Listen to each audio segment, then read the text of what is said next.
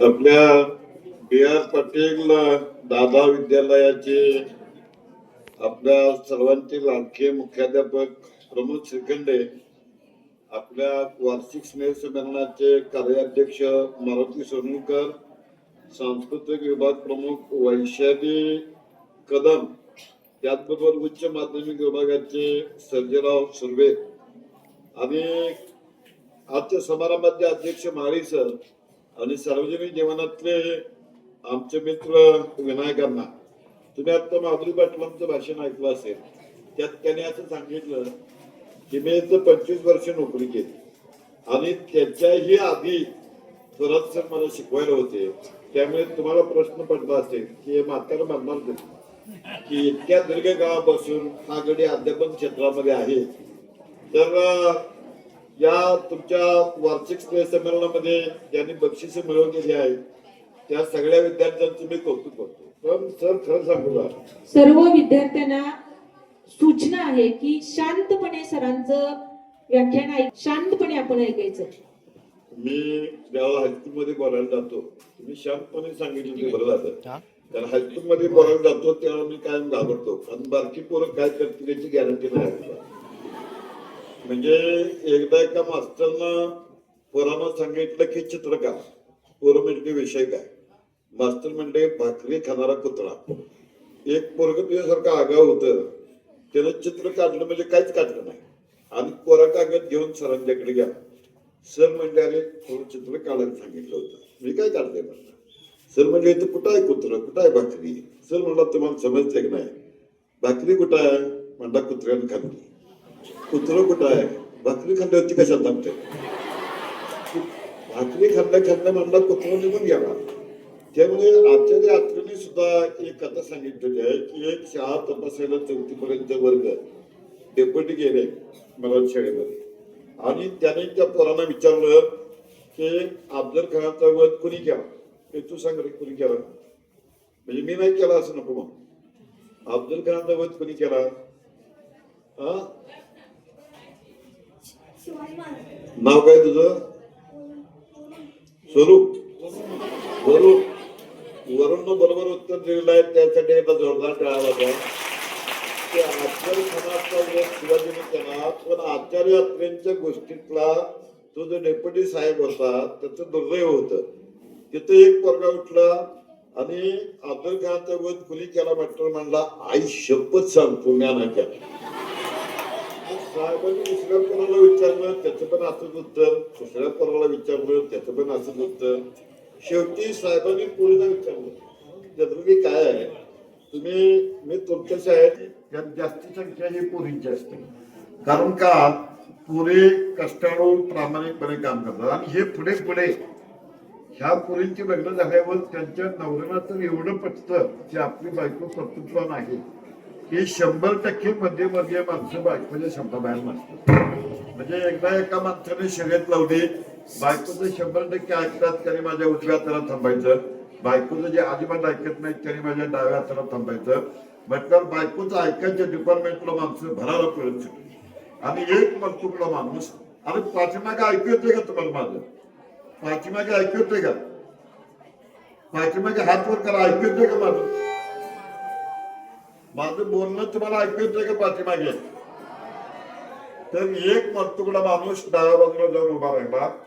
संयोजकांनी माळी सरांनी जास्तीत जास्त सत्कार केला आणि त्याला विचारलं की बायकोचं अजिबात नाही हे तुला जमतं कसं? तर म्हणला त्यात काय अवघड आहे, माझ्या बायकोनच मला ताकीद केली आहे की जास्त गर्दी असेल, तुमची तब्येत तोळामासा आहे, त्यामुळे जास्त गर्दी असेल अशा ठिकाणी जात जाऊ नका, म्हणून म्हणला मी इकडे उभा राहिलो. तेव्हा स्त्रिया ह्या अशा पद्धतीने कार्यक्षम असतात, त्याबद्दल काही वाद नाही.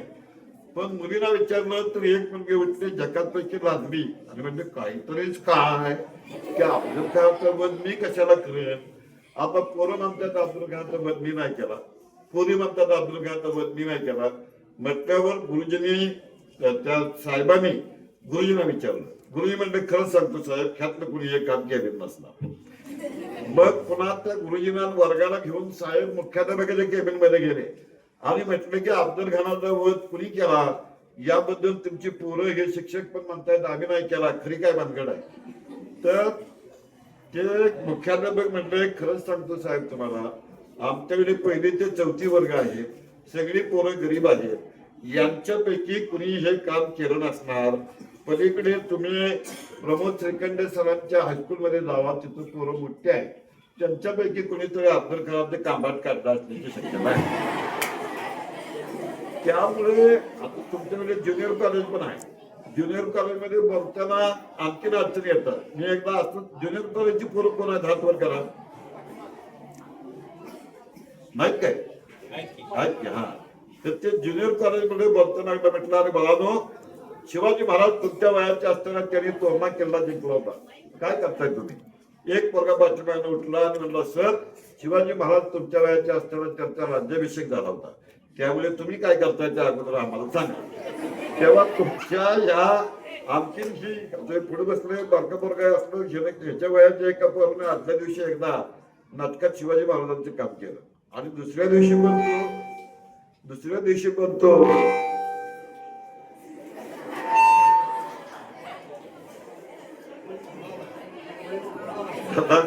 काय काय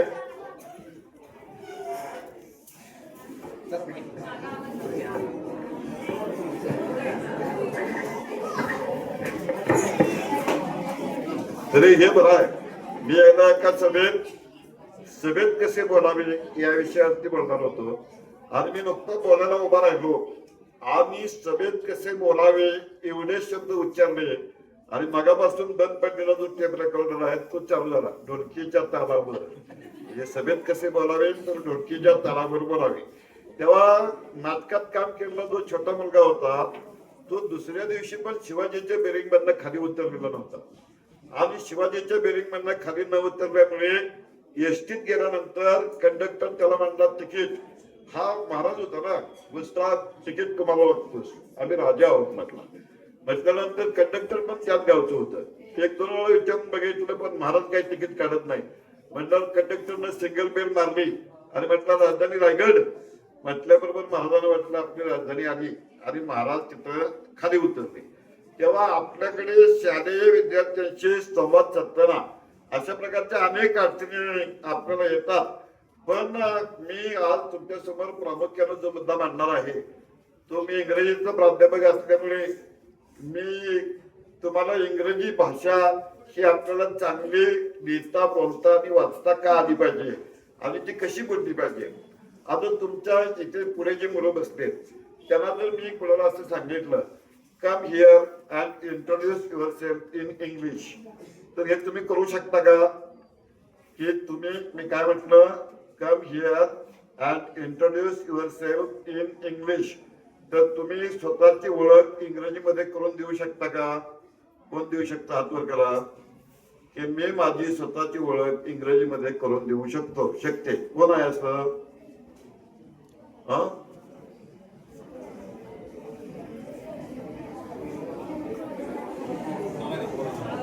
तू करून देऊ शकतो. ये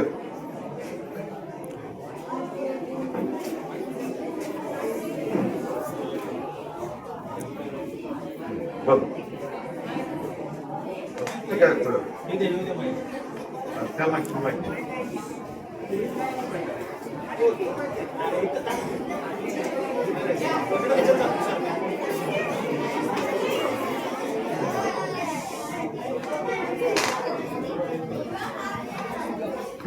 हे आलो सर.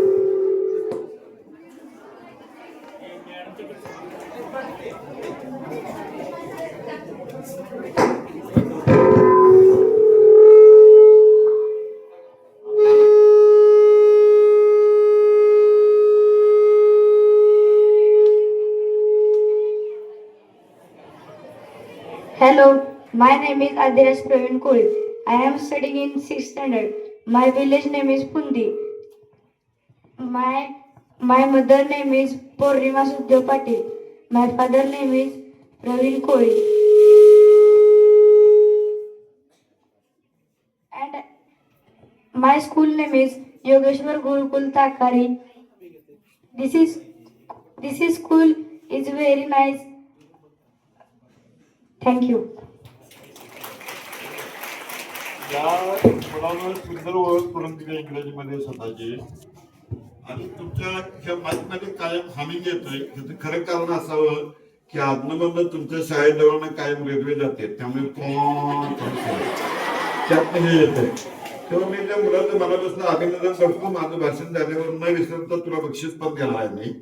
पण हे बऱ्याच लोकांना जर आपण विचारलं की तुम्ही इंग्रजीमध्ये बोला, तर आपल्याला इंग्रजीमध्ये बोलता येत नाही. याचं काय कारण असावं की इंग्रजीमध्ये आपल्याला लिहिता येतं, इंग्रजीमध्ये आपल्याला वाचता येतं, पण इंग्रजीमध्ये आपल्याला बोलता येत नाही. याचं काय कारण असावं सांगा? काय कारण असावं? काय येत नाही आपल्याला इंग्रजी बोलता?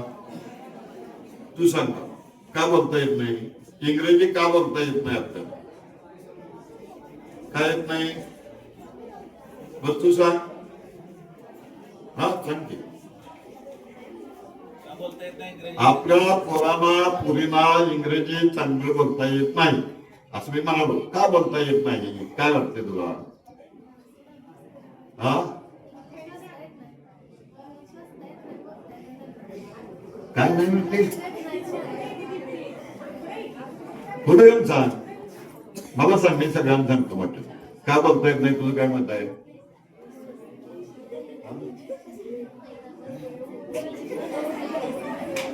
तुझं म्हणणं आहे की आपल्याला इंग्रजी बोलतोय. बरोबर आहे तुझं. इंग्रजी बोलता येत नाहीच की. इंग्रजी बोलता येत नाही कारण आपला इंग्रजीमध्ये शब्द भांडार कमी आहे. समजा हिला आता वाटलं की मी उभा केला आणि बोल म्हटलो, त्यावेळी तिला असं वाटलं की थोडं जर ग बसा नाही तर थोबाडी दी असं समजा तिला म्हणायचं असलं तरी तिचा प्रॉब्लेम काय आहे? तर थोडात जर please shut up, otherwise I will slap you in the face असं तिला म्हणायला स्लॅप शब्द माहिती नाही, थोडंच तेवढा माहिती आहे. बाकी काय करणार? बरोबर आहे की नाही? म्हणजे अशा प्रकारचा घोळ आपल्याकडे कसा आहे? तुम्हाला मी 2-4 गमतीच्या गोष्टी सांगतो, म्हणजे लक्षात येईल. एकदा काय झालं की गंगाराम नावाचा एक खेड्यातला माणूस मुंबईत गेला आणि मग मुंबईत सगळे इंग्रजी बोलतात ते बघून हा पण थोडं इंग्रजी बोलायला लागला. म्हणजे कसं, कम हिअर, गो हिअर अशी किरकोळ वाक्य. आणि मग गावात त्याला सांगायला लागला, I can speak English, I can talk English, I can walk English असं सगळं तो सातत्यानं सांगायला लागला. मग गावातली माणसं हुशार सगळी बसली होती. ते म्हणते की आता तुला इंग्रजी येतं की नाही? तर त्या कोपऱ्यात पोरगा आहे, तेव्हा इकडे बोलव इंग्रजीमध्ये. हा म्हणला कम हिअर. पण गावातली माणसं हुशार, त्यांनी काय केलं, ह्या पोराला आता गंगारामला तिकडे पाठवला आणि म्हटले की त्याला जिकडं आलाय तिकडं त्याला पाठवायचं आहे. आता इंग्लिश मध्ये काय म्हणायचं? गो देअर म्हणायला पाहिजे. बरोबर आहे? तर ते गो देअर त्याला काय म्हणता येणार. म्हटलं ह्यानं काय केलं, आपणच तिकडे गेला आणि त्याला म्हणलं कम हिअर. आता हे आपल्याकडच्या खेडेगावातल्या गंगारामचे हे उदाहरण आहे. दुसरं उदाहरण असं आहे की एक बाई मराठीच्या प्राध्यापिका होत्या आणि त्या PhD साठी एकदा इंग्लंडमध्ये गेल्या आणि इंग्लंडमध्ये गेल्यानंतर त्या मराठी बोलायलाच विसरल्या, इंग्रजीमध्येच बोलायला लागल्या. म्हणून शिवशाहीर बाबासाहेब पुरंदरेने त्यांची एक आठवण सांगितलेली आहे. त्यावेळेला लंडनमध्ये बाबासाहेब पुरंदरेंना भेटल्या, तेव्हा बाबासाहेब पुरंदरे बोलायला लागल्यावर मॅडम सारखे इंग्रजीमध्ये बोलायला लागले. मग बाबासाहेब असं म्हटले, मला वाटतंय ही सिस्टीम तुम्ही बळण बसवली असेल. म्हणजे की एखाद्या पाहुण्याचं भाषण लागलं असं सांगायसाठी केले गे कोणास ठाऊक. त्याची या मॅडमना बाबासाहेब पुरंदरे मराठी बोलायला लागल्यावर त्या म्हणाल्या की बाबासाहेब त्याचं काय झालं, माझं मराठी थोडं विसरल्यासारखं झालंय, मी कायम लंडन मध्ये राहते त्यामुळे हे विसरलंय. पण बाबासाहेब तुला म्हणले धन्यबाई, तुझ्या मराठीने त्याला इंग्रजी म्हणतात आणि तुझा नवरा तरी तुझ्या ध्यानात असो, हा घडव लवकर चमत्कार असं तिला म्हटलं. पुन्हा काही माणसं असे असतात बघा की ती मराठीचा टोकाचा आग्रह नसतात. म्हणजे एक मराठीचे प्राध्यापक होते तर ते एकही इंग्रजी शब्द बोलण्यामध्ये वापरायचे नाही. म्हणजे समजा टाय आहे तर टाय लावलाय असं म्हणायचं नाही, ते म्हणायचे कंठ लोंबटी. समजा लाऊड स्पीकर आहे त्याला म्हणायचे ते बोबड्या किंवा ध्वनिवर्धक म्हणायचे फार तर हे एकदा गावाबाहेर गेले, ह्यांची गाडी झाली पंक्चर आणि ह्यांची गाडी पंक्चर झाल्यानंतर ह्या पंक्चर झालेल्या गाडीला तर मदत पाहिजे. त्यांनी शेजारच्या एका शेतकऱ्याला बोलवलं आणि हा शेतकरी असं म्हटला, शेतकरी म्हटला काय झालं आता हे सगळं पंक्चर झाले, मराठीत कसं सांगायचं? तर ते म्हणजे माझी गाडी या रस्त्यानं चालली होती, एक अंकुशदार पदार्थ या चाकामध्ये आत घुसला, आतील हवा बाहेर निघून गेली आणि त्यामुळे गाडीने पुढे चालण्यास नकार दिला. शेतकऱ्यानं टाळी दिली, म्हणला राव मास्तर पंक्चर झाले मला म्हणला, बाकी कशाला लांबीत लावताय. हा एक उदाहरण आहे. तर दुसरं खास चेन्नईचं इंटरेस्टिंग उदाहरण आहे. चेन्नईमध्ये व्याकरणशास्त्र दृष्ट्या इंग्रजी भाषा कशी बोलावी याबद्दल राज्य पातळीवरच्या विद्वानांची कॉन्फरन्स होती. आणि मग एका हुशार माणसानं काय केलं की सगळे बोलताना टेप रेकॉर्डर चालू केला आणि टेप रेकॉर्डरवर प्रत्येक जण काय बोलतोय ह्याची नोंद घेतली. विषय काय होता? ग्रामॅटिकॅलिटी ऑफ इंग्लिश लँग्वेज. म्हणजे काय मराठीत की व्याकरणशास्त्र दृष्ट्या भाषा जी आहे ती करेक्ट, बिनचूक आणि अचूक कशी बोलावी. तर ही करेक्ट, बिनचूक, अचूक भाषा बोलण्याचा रेकॉर्ड केलेला टेप जेव्हा रिऑन केला त्यावेळेला तज्ञांच्या असं लक्षात आलं की none of them was speaking grammatically correct. म्हणजे त्यांच्यापैकी कुणीही मुलगा म्हणजे जे पार्टिसिपंट होते हे व्याकरणशास्त्र दृष्ट्या अचूक इंग्रजी बोलत नव्हते. मी ह्या ज्या 4 गोष्टी तुम्हाला सांगितल्या, ह्या 4 गोष्टी काय आहेत? It is the place and position of English in India. म्हणजे आपल्या इंग्रजी भाषेची ही अवस्था आहे. एका बाजूला गंगारामसारखे अडाणी माणसं आहेत, दुसऱ्या बाजूला मराठीचा आग्रह धरणारा, टोकाचा आग्रह धरणारा वेडेपणा एका बाजूला आपल्याकडे आहे, तिसऱ्या बाजूला व्याकरणशास्त्र दृष्ट्या बरोबर न बोलणारी माणसं आपल्याकडे आहेत. तर काही जण इंग्लिश जे आहे असं बोलतात. आपल्याला ह्यातनं मार्ग काढायचा आहे. त्याचं कारण काय सांगा तुम्हाला की इंग्रजी ही आजच्या काळामध्ये ज्ञान भाषा आहे. इंग्रजी ही जगाकडे उघडणारी खिडकी आहे. इंग्रजी ही ज्ञानाची भाषा आहे. म्हणजे आज 2026च्या उंबरठ्यावर आपण उभा असताना देखील मेडिकल, इंजिनिअरिंग या फॅकल्टी मधलं ज्ञान जे आहे ते आपल्याकडे मराठीमध्ये उपलब्ध नाही. त्यामुळे इंग्रजी भाषा जी आहे ही ज्ञानभाषा आहे, ही माहितीची भाषा आहे. म्हणजे समजा उद्याच्याला काय नाव तुझं तुझं तुझं हा समजा आपला सुयोग उद्याच्याला लंडन मध्ये जाण्याचा योग आला, तर लंडन मध्ये गेल्यावर तो असं म्हणणार काय? No, I am Suyog from Takari and I will not speak a single word in English. I will speak in Marathi. If you want to speak to me, learn Marathi. असं म्हणणार का त्यांना? म्हणजे मी काय म्हटलं की इंग्लंडमध्ये ताकारीच्या गावाचं आणखीन एक वैशिष्ट्य आहे. ताकारी गावाला ज्यावेळेला रेल्वे पहिल्यांदा आली इथं, म्हणजे आपली माणसं, मराठी माणसं किती हुशार आहेत बघा. ते वॉटर स्टेशन म्हणून सातारजवळ एक गाव आहे. ते वॉटर स्टेशन त्या गावाचं नाव नाही, त्याचं पहिलं नाव होतं वॉटर स्टेशन.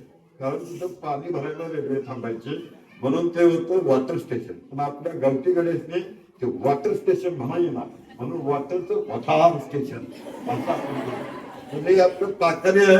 ह्या ताकारीला जेव्हा पहिल्यांदा रेल्वे आली त्यावेळेला वाळवा आणि शिरोळ तालुक्यातली माणसं बैलगाड्या जुंपून ताकारीला यायची. का? तर बिन चाक्यात हे मसोबा जो आहे हा तो बिन चाकाचा मसोबा कसला असतो म्हणजे रेल्वेचं नाव दिलं त्याने ते बिन चाकाचा मसोबा. आणि हा मसोबा धावतो कसा हे बघायसाठी आपल्याकडे बैलगाड्या भरून ताकारीला माणसं येत होती. तेव्हा आपला प्रॉब्लेम काय आहे की मला जे म्हणायचं आहे की इंग्रजी जगात इंग्रज माणसापेक्षा चांगलं कोण बोलू शकणार असेल तर तो मराठी माणूस आहे. आता का असं म्हणतो मी की मराठी आपली मातृभाषा कुठली तू सांग कुठली? का बरं? का म्हणायचं मराठी मातृभाषा? हिंदी का नाही, इंग्रजी का नाही? का म्हणायचं? मराठीला आपण मातृभाषा म्हणतो याचं कारण या भाषेमध्ये बापाला बोलायची संधीच मिळत नाही. बऱ्याच वेळा आई बोलत असते, गमतीत मात्र आहे. तर आपली मराठी ही आपली मातृभाषा आहे. पण एक गोष्ट लक्षात घ्या, माझं वाक्य पहिलं नीट लक्षात ठेवा की ज्ञान भाषा इंग्रजीवरती मास्टरी जगातल्या अन्य कुठल्याही माणसांच्या पेक्षा मराठी माणूसच उत्तम इंग्रजी बोलू शकतो उत्तम इंग्रजी लिहू शकतो असा माझा आत्मविश्वास आहे. तुम्ही म्हणणार कुणाला विचारून हे आत्मविश्वास तुम्ही निर्माण केला. तर ह्याचा आत्मविश्वास निर्माण होण्याचं महत्वाचं कारण असं आहे की माणूस भाषा कशी शिकतो बघा. मूळ त्याला 8-10 महिन्याचं असतं त्याला ते बॅबलिंग स्टेज मध्ये येतं. म्हणजे इतर प्राणी आणि आपण ह्यात महत्वाचा फरक असा आहे की प्राण्यांना बोलता येत नाही. म्हणजे मला असं वाटतं की डान्स एखादा आपल्या बायकोला SMS करत असेल की मी घरात आल्याशिवाय भात शिजवायला टाकू नको, वाटेत कधी कोण टाळी वाजवेल आणि आमचा कार्यक्रम होईल त्याची गॅरंटी नाही. असं एखादा डास सुद्धा त्याच्या बायकोला मेसेज पाठवत असेल पण डासाला बोलायला येत नाही. अर्थात डास गुणगुण असा आवाज करतो की नाही, तो डास गुणगुण करताना आवाज आपल्याला कानाजवळ ऐकू येतो पण पायाजवळ ऐकू येत नाही. का ऐकू येत नाही पायाजवळ? कानाजवळ ऐकत आहे नाही. डास गुणगुण करतो. त्यात पण आणि गंमत आहे, डास जे चावतात त्या डासामधला मादी डास आहे तो चावतो, नर डास चावत नाही. म्हणजे आपल्या संसारासारखंच आहे की मादी डास चावतो आणि नर डास फक्त आवाज करतो त्याच्या हातात काय नसतो. तेव्हा हे जे आहे म्हणजे सगळं हरकत नाही. मी येताना सुद्धा बायको मला घरात सांगून पाठवत आहे तिथं जेवणार आहे का इकडे येणार आहे. तिथं आल्या सर म्हणजे जेवणाची सोय आहे घेऊ नये. तेव्हा हा जो प्रकार आहे हा आपल्याकडे डास आपल्याला पायाजवळ ऐकू येतो गुणगुण करताना. कानाजवळ काय कानाजवळ ऐकू येतो, पायाजवळ काय ऐकू येत नाही. हा साधं उत्तर आहे. पायाजवळ ऐकू येत नाही कारण आपल्याला कानाला ऐकू येतं ना, पायात ऐकू येत. म्हणून डास आपल्याला गुणगुण करतो. तर तो मादी डास आपल्याला हा चांगला डास आहे पण त्याला माझा मुद्दा काय आहे की त्याला बोलायला येत नाही. कुत्रं सुद्धा बघा, लंडन मधलं कुत्रं आणि दाकारीतलं कुत्रं सारख्याच पद्धतीने म्हणतं. इंग्लंड मधलं कुत्रं काय असं म्हणत नाही डॉग फ्रॉम लंडन असं म्हणत नाही. ते सारख्याच पद्धतीने म्हणतं. पण त्याच कुत्र्याला मराठीमध्ये आपण कुत्रा म्हणतो, इंग्रजीमध्ये डॉग म्हणतो आणि हिंदीमध्ये कुत्ता म्हणतो. तरी त्या कुत्र्याने काय तक्रार केल्या का की एवढं कशाला तुम्ही वेगवेगळी नावं देता, एकाच नावानं जगातल्या सगळ्या भाषेत बोलवायचं कुत्रा म्हटलंय का? नाही म्हटलं. कारण का तर कुत्र्याला बोलता येत नाही. आणि म्हणून बघा की आपण जे बॅबलिंग स्टेज आहे मुलगा 10-11 महिन्याचा झाल्यावर त्याला बब्या बब्या अशा प्रकारचे आवाज ते पोर करतं आणि मग बाकीचे लोक त्याला शिकवतात. बघ बघ मामा म्हणतोय, बघ बघ आई म्हणतोय, बघ बघ काका म्हणतोय. म्हणजे भाषा आपण शिकतो कशी तर भाषा आपण सातत्यानं ऐकतो. म्हणजे काय महत्वाचं आहे तिथं ऐकणं महत्वाचं आहे. म्हणजे तुम्ही जर जन्माला आला आणि तुम्हाला आल्या आल्या गुजरात मध्ये नेऊन टाकलं तर तुम्ही गुजराती भाषा शिकणार. तुम्हाला जर लंडन मध्ये नेऊन टाकलं तर तुम्ही इंग्रजी भाषा शिकणार. म्हणजे भाषा शिकताना महत्वाचं काय आहे लिसनिंग. म्हणजे ती भाषा ऐकणं. म्हणजे अशी भाषा आपण ऐकतो. कारण माणसाच्या मेंदूमध्ये एक इनेट मेकॅनिझम आहे की जे तुमचं बोलणं इम्प्रुव्हाइज करतं, जे तुम्हाला बोलायला शिकवतं. आणि मग हे इनेट मेकॅनिझम आणि सातत्यानं ऐकल्यामुळे 1, 2, 3 शब्द पोरग बोलायला लागतं. बाबा म्हणते, दादा म्हणते, मामा म्हणते. मग खरं वाक्य जे आहे ते शेजारी शिकवतात. कोणाला पाय येतात, शेजारी जातात. पोराला विचारतात शेजारी बापाला काय म्हणतो, पोरग म्हणतो पप्पा दे पप्पाला आई वरनं शिवी. मग पोरगाला पप्पाला आई वरनं शिवी दिली की कर्ता कर्म क्रियात्मक वाक्य पूर्ण तिथं त्याला ते शिक्षण मिळतं. तेव्हा भाषा मुद्दा लक्षात घ्या माझा. जगातली कुठलीही भाषा ही आपल्याला ऐकून बोलता येते, ऐकायचं बोलायचं. आणि मग आपलं वैशिष्ट्य काय आहे. मी जो म्हणालो की मराठी माणसाला जादा स्कोप आहे याचं कारण काय आहे तर आपली परंपरा ही मौखिकतेची परंपरा आहे. तुम्ही बघा शाळेत न जाणाऱ्या माणसाला ज्ञानेश्वरीच्या ओव्या पाठ असतात. शाळेत न जाणाऱ्या माणसाला तुकारामाचे अभंग पाठ असतात. तमाशातल्या लावण्या, गावोगावी चालणारे अभंग हे आपल्याकडे कुठनं आलं तर आपल्याकडे हे मौखिक परंपरा झालं. आता पुरीला प्रश्न आहे माझा. एक गाणं आहे बघा, कवा घातला माझा घातला असं कसं झालं, येड्याचं येड माझ्या नशिबी आलं. केव्हा म्हणतात हे हादग्याला म्हणतात. इस्लामपूरला आला तर माझ्या बायकोला समजावून सांग, मला बघितलं ती हे गाणं म्हणायला सुरुवात कर. तर हे जे कमला खानचं गाणं आहे ह्याचा लेखक कोण, ह्याचा लेखक माहित नाही, ह्याचा लेखक माहित नाही, पण आपल्याकडे हे गाणं टिकून आहे. म्हणजे आपल्या मौखिक परंपरेचं वैशिष्ट्य काय आहे. आपण असं म्हणतो की नाही सगळे सर आणि मॅडम हे माहित असेल की संत तुकारामांची गाथा इंद्रायणी नदीमध्ये बुडवली. तर इंद्रायणी नदीमध्ये ही जर गाथा बुडवली होती तर मग आता आपल्याकडे अभंग आलं कुठले.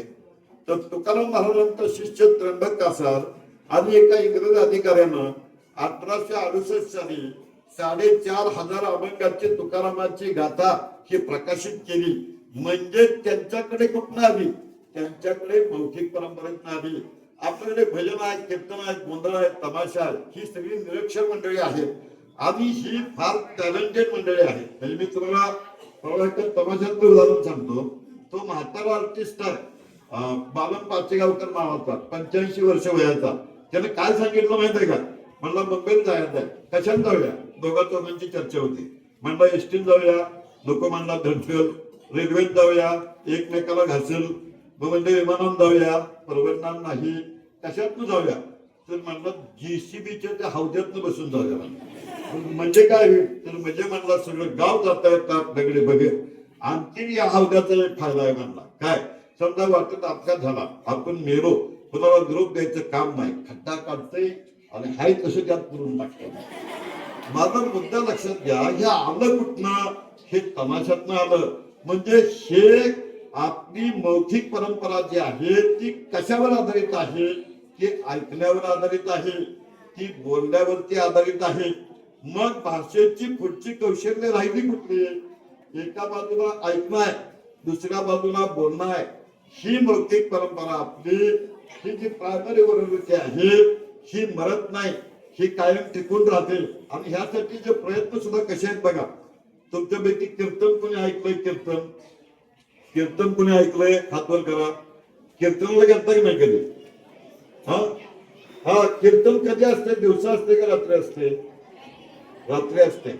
मग रात्री कीर्तन असल्यानंतर त्या कीर्तनाला ज्यावेळेला आपली माणसं जातात त्यावेळेला ती बऱ्याच म्हणजे असं डॉक्टर विमाती पटवर्धन नावाचे विद्वान ग्रस्त आहेत, ते कीर्तनाचे अभ्यासक आहेत. त्यांनी म्हटलंय की कुंभकर्ण मेला, त्याची बायको निद्रा विधवा झाली आणि मग ती कीर्तनाला येऊन बसायला लागली. म्हणून रात्री जेवून आलेल्या माणसांना बुवा आधी काळा पांढरा दिसतो, पुन्हा पूर्ण दिसायचा बंद होतो. मग त्याची दुडकी येतात आणि मध्ये तिकडे बघतात आपल्याला कुणी बघितलं काय म्हणून, असं झोपतात का नाही म्हणतं.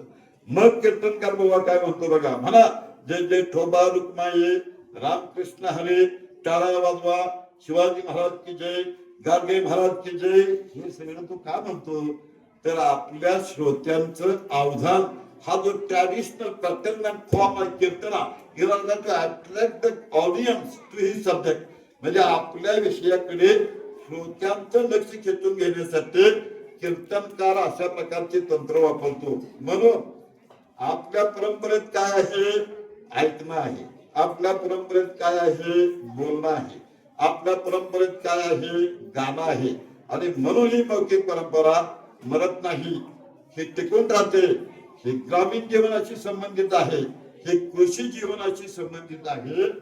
माझं सगळं त्याला बघवत नाही, तर माझे सगळ्या सर आणि मॅडमना अशा प्रकारचं आव्हान आहे की तुम्ही तुमच्या अध्ययन अध्यापनामध्ये एक्सप्लॉइट अवर ओरल ट्रॅडिशन.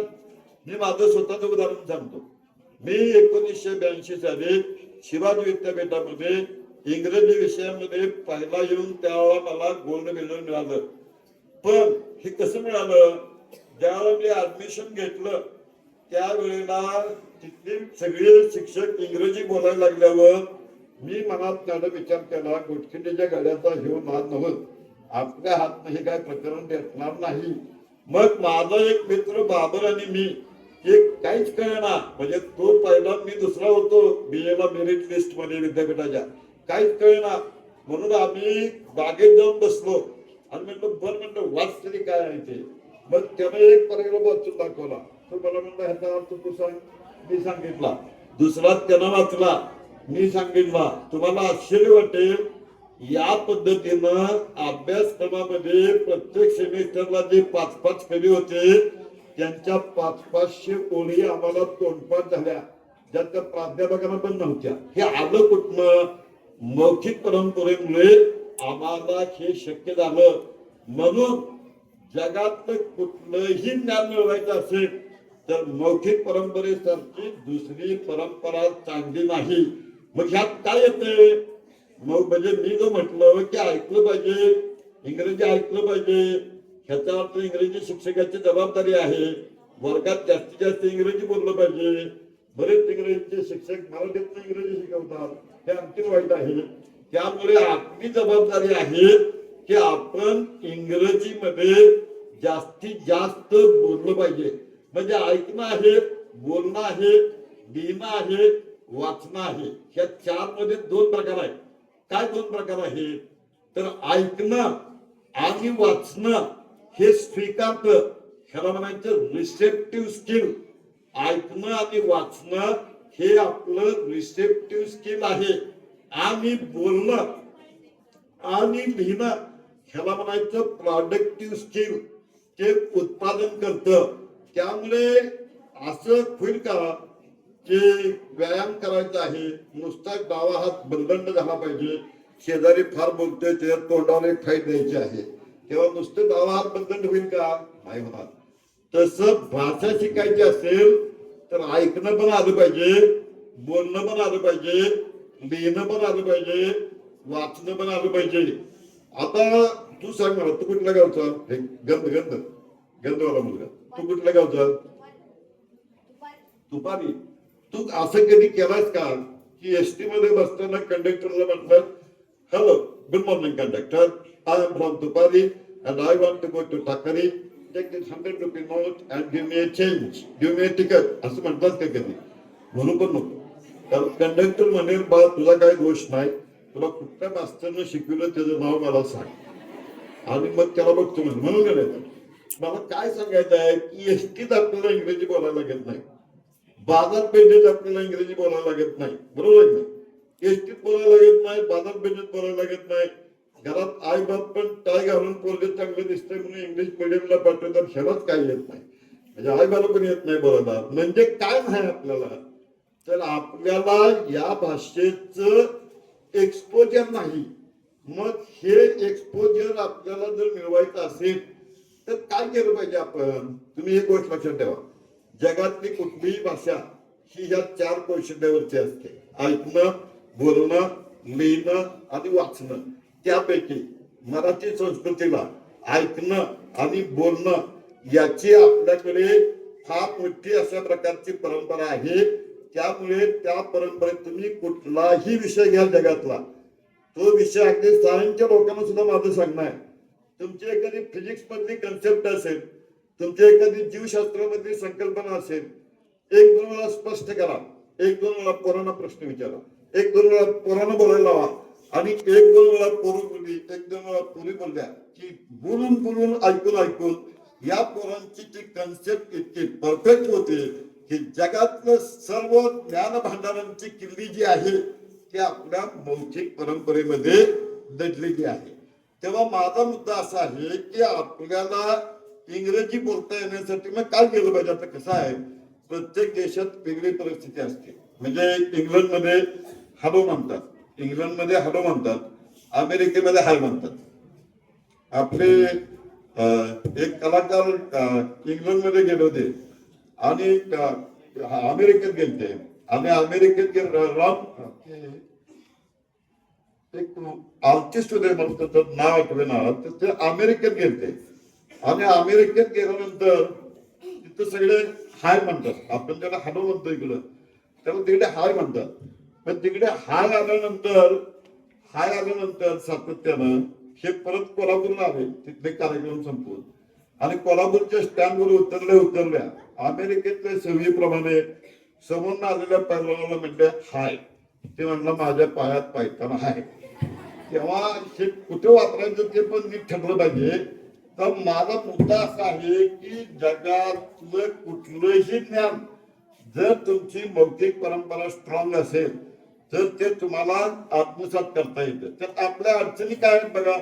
आपल्याकडे मॅकॅलनं शिक्षणाची सुरुवात केली, त्यानं झिरपणीचा सिद्धांत मारला आणि झिरपणीचा सिद्धांत मांडल्यानंतर तो असं म्हणला की वर्ण शिक्षण झिरपत खाली येईल. हा सिद्धांत मान्य नसणारे शाहू महाराज असतील, महात्मा फुले असतील, कर्मवीर भाऊराव पाटील असतील, ते एक्सपेरिमेंटल विथ आवर ट्रॅडिशन. म्हणजे कर्मवीर भाऊराव पाटलांनी तर या मौखिक परंपरेचा किती प्रभावी वापर केला त्याचं एक उदाहरण सांगतो तुम्हाला. आता सगळ्यात पुराणा माझा प्रश्न आहे, फक्त पुराणा आणि पुरीना. त्याचं जर अचूक उत्तर दिलं तर जागेवर 50 रुपये बक्षीस देणार आहे. Barrister PG. पाटील हे कोण होते? बोर किंवा पुरी? कोण सांगतोय? प्रॉम्प्टिंग घ्यायचं नाही, आपला पण सांगायचं. कोण सांगतोय? कोण होते? सोपा, बॅरिस्टर पी.जी. पाटील. हे बॅरिस्टर पी.जी. पाटील होते. Barrister PG. पाटील हे आपल्या सांगली जिल्ह्यातल्या कौरापूरचे ते बॅरिस्टर होते. ते शिवाजी विद्यापीठाचे कुलगुरू होते. कर्मवीर भाऊराव पाटलांनी त्यांना कलवा आणि शिपाई योजनेअंतर्गत त्यांच्या गावापासून तिथपर्यंत नेलं. त्यांना शिकायला फॉरेनला पाठवलं. त्यांनी कर्मवीर भाऊराव पाटलांचं इंग्रजीमध्ये चरित्र लिहिलं. द बाउंटिफुल बनियन नावाचं 4 भागामध्ये आहे ते चरित्र. त्यामुळे भाऊराव पाटलांचा प्रॅग्मॅटिक एज्युकेशनिस्ट म्हणून त्यांची जी ओळख आहे ही बॅरिस्टर पी.जी. पाटलांच्या इंग्रजी चरित्र लेखनामुळे झाली. मुद्दा असा आहे, हे बॅरिस्टर पी.जी. पाटील त्यांनी एक निबंध लिहिलाय. निबंधाचं नाव काय आहे? मी इंग्रजी कसा शिकलो. मी इंग्रजी कसा शिकलो हे त्यांनी मराठीत पण लिहिलंय. आणि ह्या निबंधाचं how did I study English नावाचं इंग्लिश मध्ये पण उपलब्ध आहे. तर या लेखामध्ये बॅरिस्टर पी.जी. पाटील काय म्हणतात की कर्मवीर भाऊराव पाटील त्यांचे नेहरू शर्टाच्या खिशातनं वेगवेगळ्या डिक्शनऱ्या छोटी छोटी पुस्तकं आणायचे, आमच्या समोर टाकायचे. कर्मवीर भाऊराव पाटील मला असं सांगायचे, मग पूर्वी मी सांगितलं स्लॅब शब्द येत नाही. कर्मवीर भाऊराव पाटील असं सांगायचे की पांडुरंग, तू जर रोज 10 शब्द पाठ नाही केलेस तर तुला संध्याकाळी जेवण मिळणार नाही.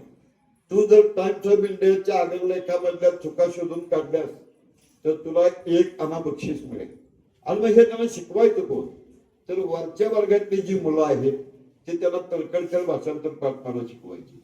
वरच्या वर्गातली जी मुलं आहेत ते त्यांना ग्रामर शिकवायची.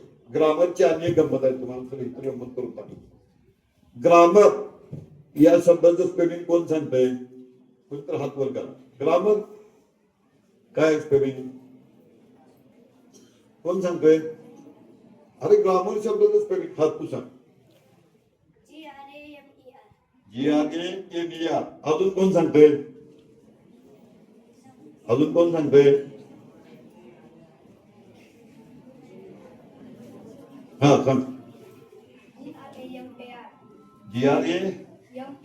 GRAMER. पुढं अजून पुरींचे पैकी कोणतरी सांगा.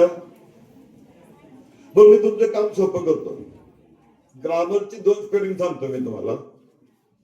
ते तुम्हाला ते पटलं तर हात वर करायचा. एक स्पेलिंग आहे GRAMMER.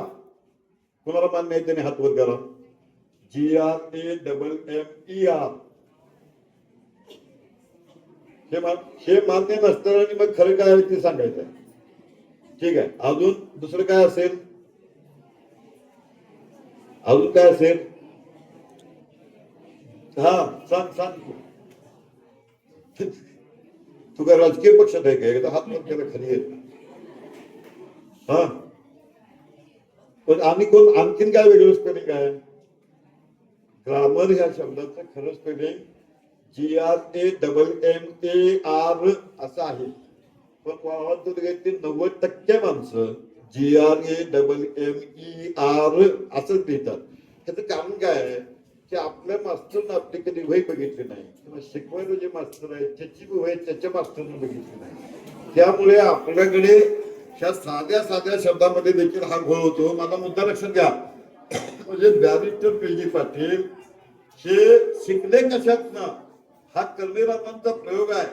म्हणजे शाहू महाराजांनी प्रत्येक जातीसाठी वसतिगृह केली, तर कर्मवीर भाऊराव पाटलांनी सगळ्या जातींना एकत्र आणलं, सगळ्यांना जेवायला एकत्र लावलं स्वयंपाक एकत्र करायला लावला, अभ्यास एकत्र करायला लावला, त्याच भानगडीमध्ये हे अडॉप्टेड दिस ओरॅलिटी, म्हणजे ही मौखिकता जी आहे की सिनियर पोरांनी ज्युनियर पोरांना शिकवायचं म्हणजेच मौखिकता, ऐकायचं बोलायचं. त्यात बॅरिस्टर पेजी पाटील हे एवढे मोठे बॅरिस्टर होऊन जगभर फिरायला लागले. तेव्हा माझा मुद्दा असा आहे की तुम्ही या पद्धतीनं आपल्याला बॅरिस्टर पेजी पाटलांसारखं जर मोठं व्हायचं असेल तर आपण आपली ही जी भाषिक कौशल्य आहेत त्याला एक्सपोजर मिळवलं पाहिजे. आता त्याचे मार्ग काय?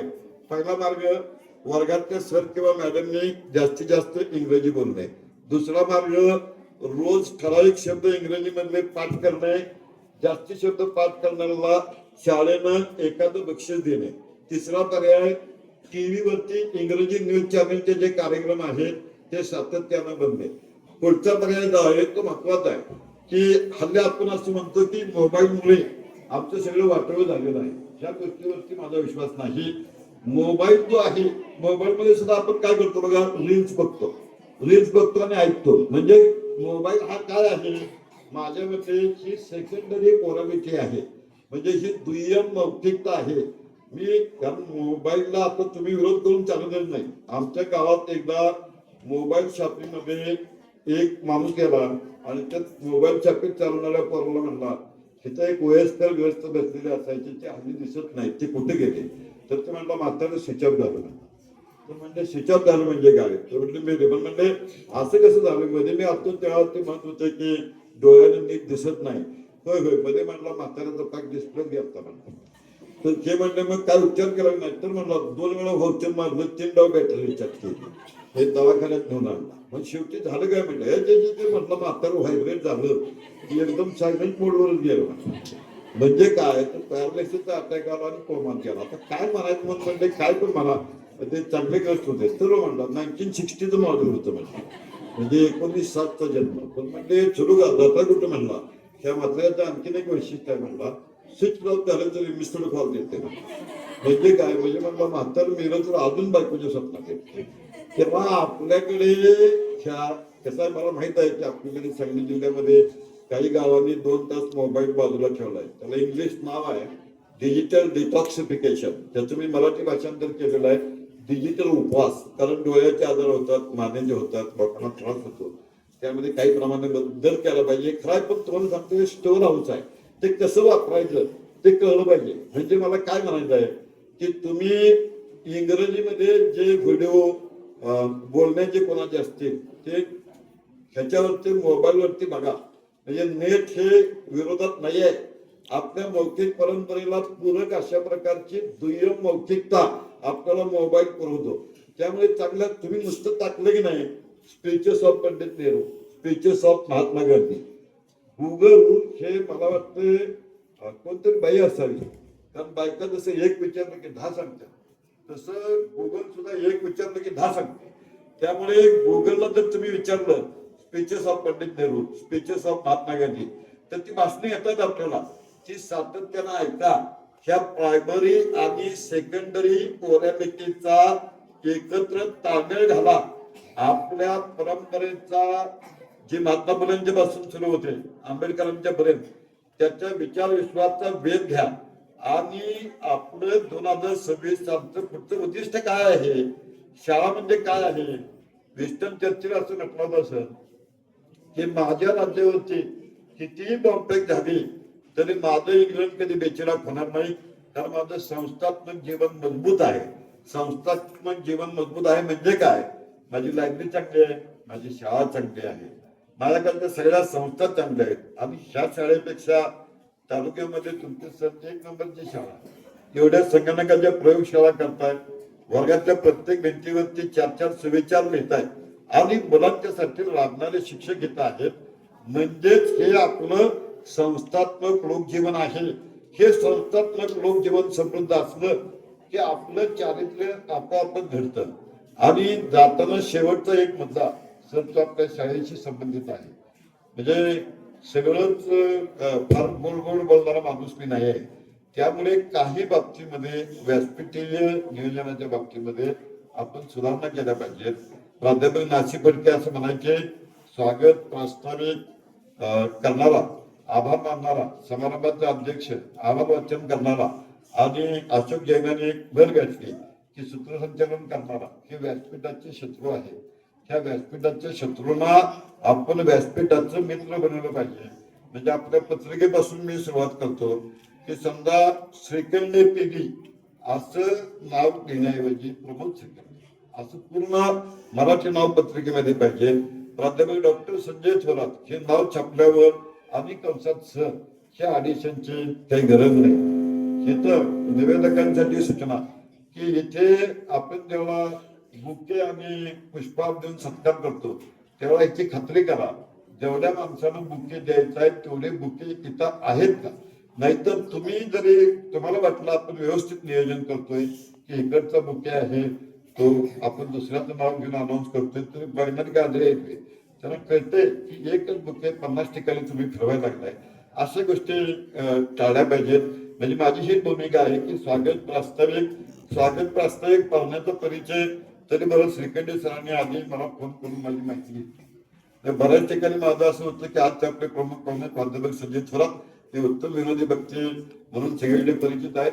हिथंच माहिती नव्हते म्हणून त्याला इकडे आणले. तेव्हा काही जण म्हणतात पुण्या मुंबईला पाहुणा आणणार होतो फार मोठं मानधनाचा प्रवडणार नाही की मात्र त्याच्या त्या गाडीने येते म्हणून त्याला बोलवलं. हे जे आहे तेव्हा पाहुण्याला जास्ती खराब जण पण विचारू नका की तुमचं लव्ह मॅरेज झालंय का अरेंज मॅरेज झालंय. तर त्यात आणखी गंमत आहे. लव्ह मॅरेज म्हणजे काय. लव्ह मॅरेज म्हणजे लाईक कमिटिंग सुसाईड आणि अरेंज मॅरेज म्हणजे organised murder by all the relative. दोन्हीचा रिझल्ट एकच असतो. तेव्हा असलं काही न विचारलं माधुरीला पटलं असेल तर हे